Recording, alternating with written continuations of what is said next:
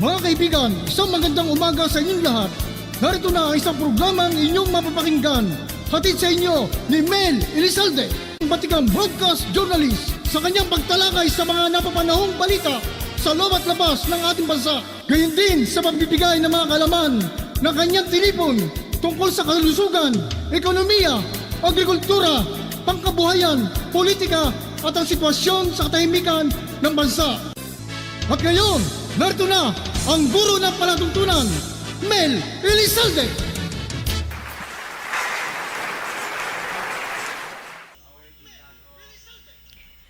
Magandang hapon po sa inyong lahat. Mga minamahal naming taga-subaybay, kumusta po kayo? At welcome po dito sa ating programang Kadiskarte with your host, Mel Elizalde po, sa ating studio mula sa Kalakhang, Maynila, ang Elizalde Broadcasting. Siguro po, nung nagkaroon tayo ng pagniniig noon at tayo ay nagkaroon ng discussion tungkol dun sa tips, 9 tips to success. Siguro mga 2 linggo na yata. Pasensya na po kayo dahil hindi tayo makaano ng sunod-sunod na programa dahil sa dami po ng trabaho at nabisi po tayo dahil nagbigay po kami ng pamaskong handog sa ating paaralan sa dati ko pong tinuturuan sa Arellano High School. Kung naaalala nyo po, paalala ko sa inyo, na-discuss na po natin yung 1 to 6 na tips to success. Ano yon? Ano po yon? Clarity. Ibig sabihin, alam po natin yung ating patutunguhan, saan tayo tutungo. Hindi ho yung, kumbaga, kung lalabas tayo ng bahay, hindi natin alam kung saan tayo tutungo, kung sa palengke ba o sa sementeryo. Ang pangalawa po noon ay yung break down large goal into smaller goals. Yan. Kasi ho, pag meron tayong mga binabalak sa buhay, malaki yung ating mga balakin.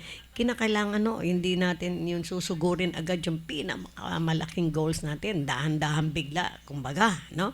And number 3, focus on progress, not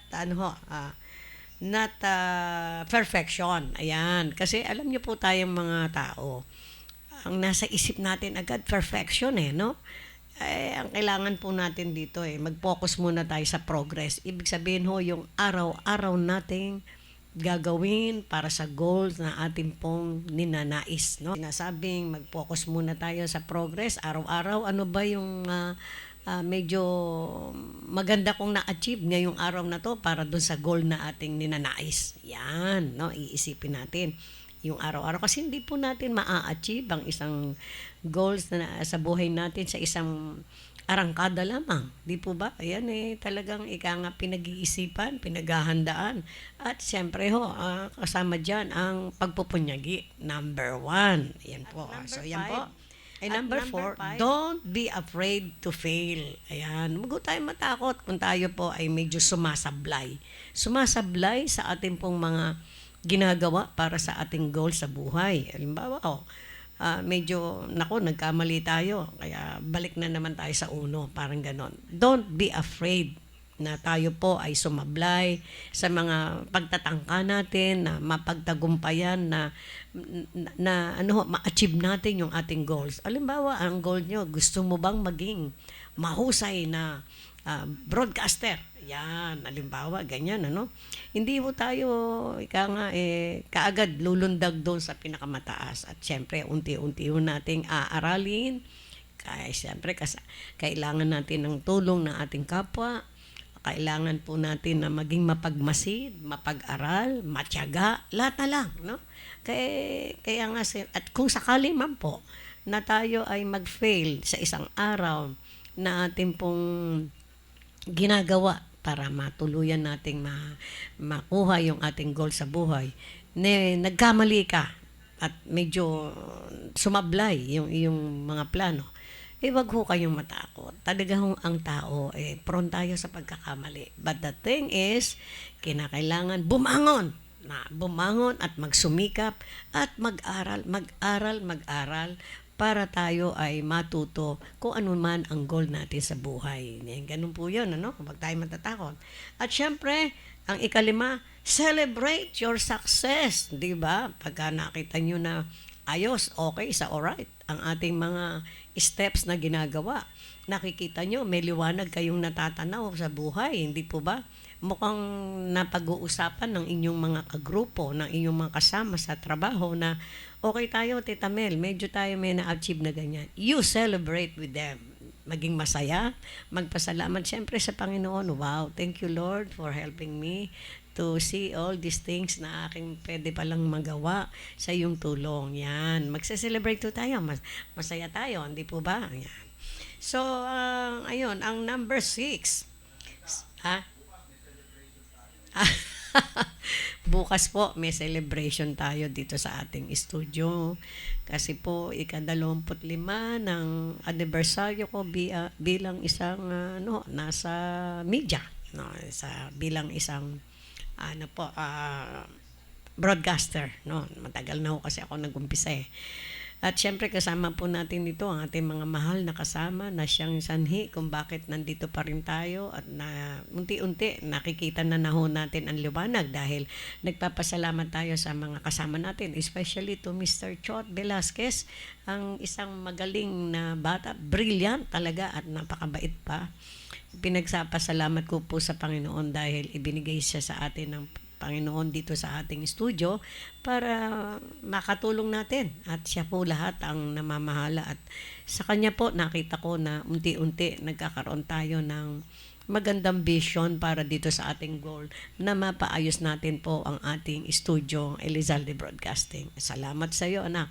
At ganun din po sa ating iba pang mga kasamahan, ating mga reporters, sila Dens Tonel, sila Fernan Hota, yung mga kasama natin, of course, ang ating kumpadre na nandiyo dyan parati sa ating Mr. Hil de Ala, ang ating pong corporate secretary, Miss Grace Bilyote.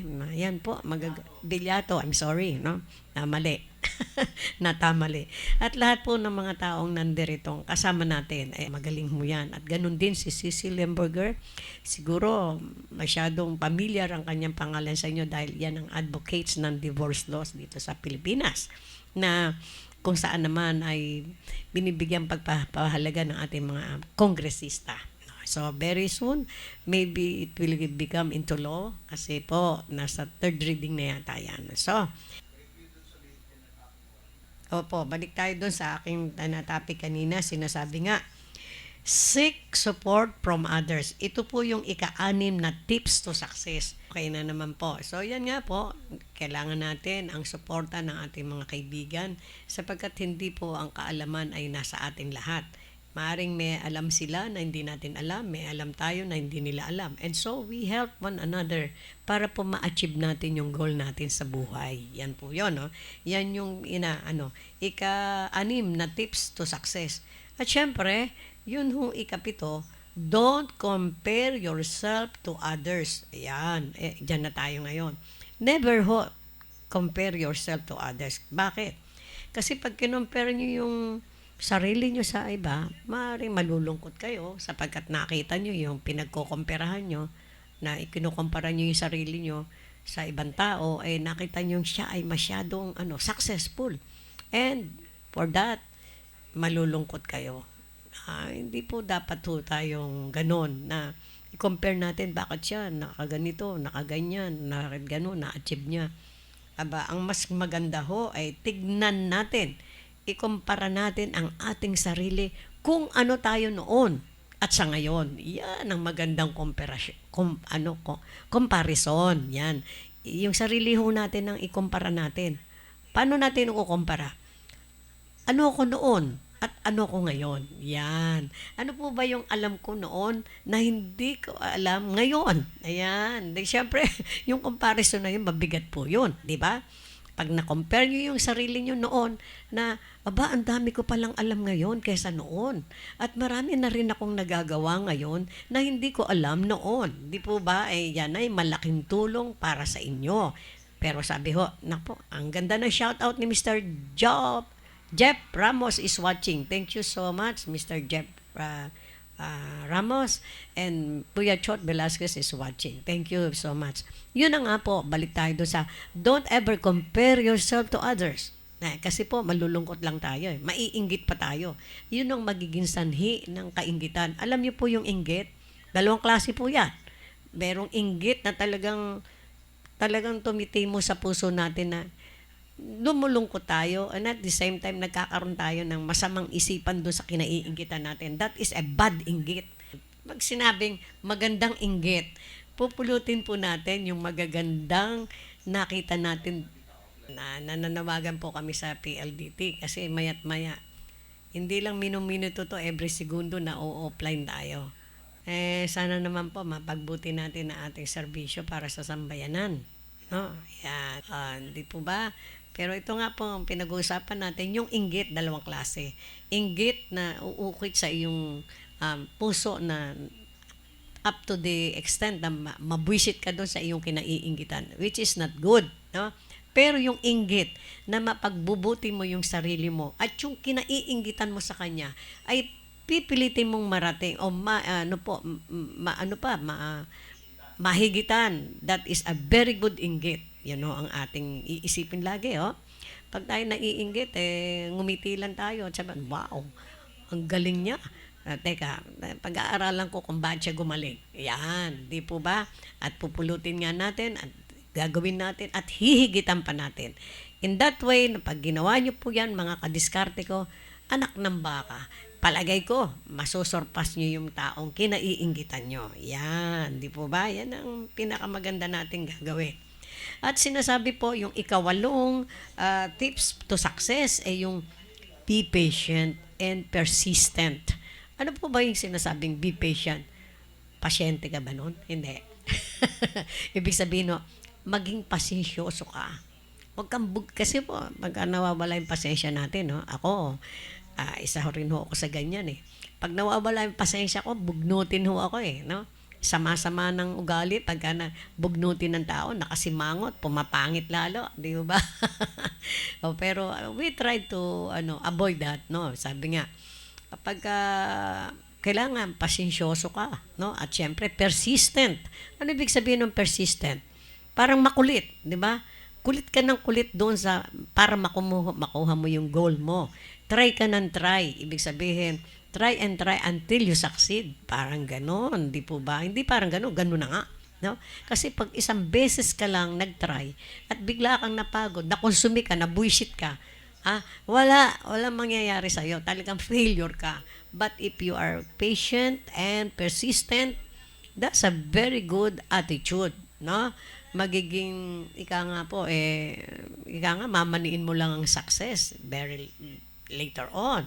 Pag inugali po natin yan. Yun po lang ang marami sa akin Yung makulit ho ako, persistent ako. Alam nyo, yung katalinuhan ng tao. Marami po dyan matatalino pero madaling mabuisit, no? Kaya yung iba ho, kahit na ganong katalino, hindi masyadong nagiging successful kasi madali nga silang mabuisit Pag hindi sa unang attempt, hindi nila nakuha yung gusto nila, wala na. Kasi nga ho, overconfident sila sa sarili niya. Pero ang isang katulad ng inyong kadiskarte, di ganong matalino sa academic mastery. Walang binatbat. Pero marami ho ako yung persistent, ang kulit talaga nito, parang ganyan. Makulit ho tayo para makuha natin ang ating mga layunin sa buhay. Pag na-istorya ko sa inyo yung buhay ko, baka sabihin nyo, yabang naman ni Ma'am Elizalde, pero totoo po yun. Kung hindi po ako naging makulit, because I started my life, na ako yung nag-asawa ng 16, 17 lang, sabi ko doon sa bana ako na siya nagpaaral sa akin, ay paparaalarin mo ako dahil pag hindi, ayoko maging taga-timpla lang ng kape mo, ha? Pinakita ko ho na talagang ako ay karapat-dapat niyang paaralin. No? At hindi ko sinayang ang mga pagkakataon. Bakit? Kahit po naging dalawa na ang aking anak, papanganak ko pa lang doon sa pangalawa kong makulit bago ako nakagraduate sa college. My course is Bachelor of Science in Education. Pinagmamalaki ko po yun sapagkat ang dami-dami ko pong kakulitang ginawa para lang ko ma-achieve ang diploma na yan. At nang hindi po ako mamenos ng mga taong nasa paligid ko, especially my husband. who is very brilliant. No? Ayoko naman ng ganun. Baka habang buhay na lang ba, taga-timpla ako ng kape. Abay, siya, pamisa-misa siya magtimpla ng kape. Kung wala ho akong tinapos, hindi ako titimpla ng kape niyan. Baka ibato pa sa akin yung bote ng kape. Joke lang. Yan po. So, yan po yung mga sinasabing tips sa to success, no? At saka, syempre, yun na nga po, pasyensya. Be patient. Hindi yung pasyente sa ospital, oh. Pasyensya tayo. Pasyensya na bibili ho yan sa paniderya, no? Tinapay, no? Yeah. Pag pasensyoso yung tao at siyempre persistent siya sa kanyang mga ginagawa, bibiyayaan siya ng Panginoon. Sabi nga ng Diyos, nasa tao ang gawa, nasa Diyos ang awa. Pag nakita niyang you are really that persistent and determined to do that thing, that very good thing, papatnubayan niya tayo. So, yan po. At syempre, yung number 9, pinakahuling tips to success, enjoy the journey. Yan, life is the journey. Alam niyo po, pag basahin niyo yung sarili, marami ba akong pinagsumikapan? Marami ba akong napagtagumpayan sa buhay? At inisa-isa niyo yun pagka kayo nag-iisa? Pagka medyo nalulungkot kayo, bilangin niyo yung mga tagumpay niyo at mabubura sa puso nyo yung kalungkutan. Ako, minsan ginagawa ko yan di ba? Wag ho tayong malulungkot kung yung, halimbawa, sa 100 nating goals, na-achieve lang natin mga 80% or whatever. Magpasalamat na tayo doon sa Panginoon. At least, nakaagwanta po tayo. At syempre, sa pamamagitan ng mga 9 tips ng success na ating pong pinag-aralan at natutuhan sa buhay, napakaganda ho nun dahil magiging guide natin. At syempre, pag naalala mo yung mga pagsusumikap nyo at paghihirap, napakaganda pong namnamin ang success kapag marami pong mga pagdurusa. Alam nyo, yung pagdurusa, conforme sa pagdurusa yon. Wag lang yung magdudusa kayo sa loob ng kulungan. Wag yun, na. Ibig sabihin yung nagdurusa yung puso nyo dahil kulang kayo sa pera, medyo ganito, ganon, mga problema. Wag nyo intindihin yan, talagang ang problema, kaakibat po sa buhay yan. I-enjoy natin ang ating success sapagkat na-achieve nyo ang inyong goal. Di ba? Katulad ko, kaya kahit ganito lang ang aking na-achieve. Masayang-masaya na po ako sapagkat isa ako na pabilang sa mga professionals, no? Hindi po ako hindi nakatapos ng pag-aaral. Bagamat maaga po akong sumaba sa pagpapamilya. Kasi naalala ko po yung sinabi ng isang kamag-anak namin. Nung ako po ikakasal ng maaga, nakadamit, na ho ako, naka-wedding dress na ako, nakatrahe de boda. At ang husband ko, poging-pogi sa kanyang Amerikana. No? Pero narinig ko po yung sinabi ng aking tsahin sa mama ko. Sabi, wala, Churing, yung anak mo sa, na lang yan, sa labahan na lang yan. Ganon. Napaiyak ho ako. Pero ang binulong ho sa akin ng husband ko, kanang umiyak, patunayan na lang natin sa kanila na hindi totoo yan. And I feel so elated and happy because noong palang umpisa ay alam kong susuportahan na ho ako ng aking bana. At I'm so grateful and so lucky to have him as my husband kasi talagang sinuportahan niya ho ako. At ako naman ho, ipinakita ko sa kanya na hindi masasayang ang kanyang suporta sa pagpapaaral sa akin. Kaya nga po, sabi ko sa inyo, 2 na yung anak ko pa, bagong panganak ako, 1973, February, pinanganak ko yung anak kong pangalawa. The same year, February, March, April, after 2 months, graduate po ako. Kaya tuwan-tuwa po ako noon. Di po ba? Naalala ko, nung ako yung nagmamarcha doon sa school, sa university na aking pinag-graduatean, parang isa-isa hong nagbabalik sa isipan ko yung mga pagdurusa ko. Pero finally, binigay sa akin ni Lord. Tinulungan niya ako. Kasi 3 taon po mahigit at isang summer ang aking binuno. Kasi first year, first semester lang po ako nung nag-asawa ko eh. Biruin niyo yun. Hindi ko, talagang ang aking goal noon ay makapagtapos. Hindi ako titigil hanggang hindi ako makapagtapos. Ayan. Kaya ngayon, kaarap niyo po ang inyong kadiskarte. Na-offline na naman tayo.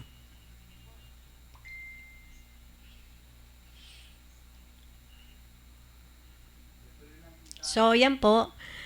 Na-share ko sa inyo ang aking experience kahit na gusto ko po kasing ma-share sa lahat na alam kong makapupulutan din ng magagandang bagay. Ha? Shout out from Mark Season Obuyes. Shout out po Pasay City Social Media Team Administration and Sir Fernando Hota, our volunteer media blogger. Oh, thank you so much po and welcome. Mark Season Obuyes. Salamat po. Thank you, thank you. Salamat po. Yan po mga kadiskarte ko. Sana ngayon matatapos na ang taon. Isang week na lang. Ilang araw na lang. Pasko na. Binabati ko po kayo ng maligayang Pasko at manigong bagong taon sa lahat. Sana po ay ipagdasal natin na hindi lamang sa ating bansa ang managana kundi sa buong daigdig at mawala na po yung mga problema natin, ang mga problema na pambansa katulad ng climate change. No? Sana mawala na po yan sa atin. At pagnubayan tayo ng Panginoon habang tayo ay nandito sa mundo. At siyempre, hilingin natin tayong lahat ng mamamayan sa mundo na patnubayan niya ang sandaigdigan. Ang lahat ng mamamayan sa all over the world. At ang mga leaders ng buong mundo na siyang namumuno para maging maayos ang bawat bansa. Sana po ay patnubayan sila ng Diyos at bigyan lalo ng sapat na karunungan at pagmamahal sa kanilang mga nasasakupan. Ganun din po sa ating leader na ang mahal nating presidente, si President Bongbong Marcos Jr. Yan po. So hanggang sa muli, don't forget to like us, support us, and follow us, and of course, subscribe us sa ating pong YouTube channel, sa ating Facebook channel, ang Elizalde Broadcasting. At may pahabol pa pong message. Mark Season Obuyes. Merry Christmas po. Elizalde Broadcasting. Salamat po. Ganun din po sa inyo, Sir Obuyes. Thank you. Kayo po ay iniimbitahan ko na dumalaw po dito sa ating studio, dito po sa TM Calao, sa Trinity Building, Room 605. Kayo po ba yung tumawag sa akin the other day? Opo, Mr. Benedict David, PhD, nice one, Mami Mel. Naku, yung aking anak-anakan na Professor Benedict David, PhD. Salamat sa iyo, anak, at isa po yung pinagmamalaki ko na makakasama natin muli dahil salamat sa iyong pagbabalik sa ating studio, anak. Ikaw ay isa sa mga malaking bahagi dito sa ating kumpanya. I hope na you will stay here for long or forever katulad din ni Mr. Chot Velasquez. So hanggang sa muli, Benedict David is watching. Professor Benedict David, ang pinakagwapo at isa sa mga brilliant professor sa Manila. So, I see you tomorrow, son. Okay. Hanggang sa muli, thank you so much. And I always say, I love you all. Bye-bye.